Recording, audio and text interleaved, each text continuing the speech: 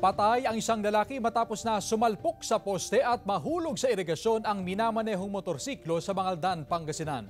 Nakaalerto, Jasmine Gabriel Galban.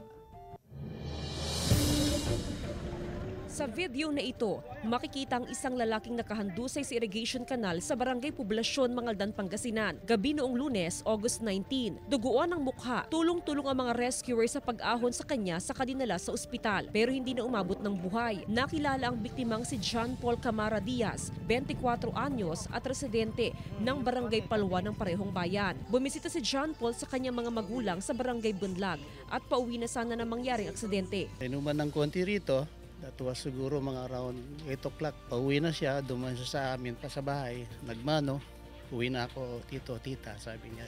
Natulog na kami and then all of a sudden, sinabihan naman na kami na ganun nga. Disgrasya siya. Sa investigasyon ng otoridad, sumalpok sa poste ng kuryente ang motorsiklo ng biktima bago siya nahulog sa irrigation canal. Ayon sa investigador natin, umagaw siya ng linya sa kabilang linya sa Bumanga, ma'am. Malamang nakatulog siguro siya o nakaidlip, ma'am. Although may helmet siya, sa lakas siguro ng impact niya, ma'am. Kaya gano'n na hindi siya pinalag na makaligtas.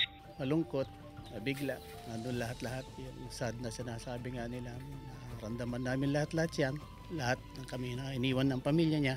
Panawagan ng otoridad sa mga motorista na magdoble ingat sa pagmamaneho para makaiwas sa aksidente. Kasama si Ron Alistair Taniedo, Jasmine Gabriel Galban, One North Central Luzon.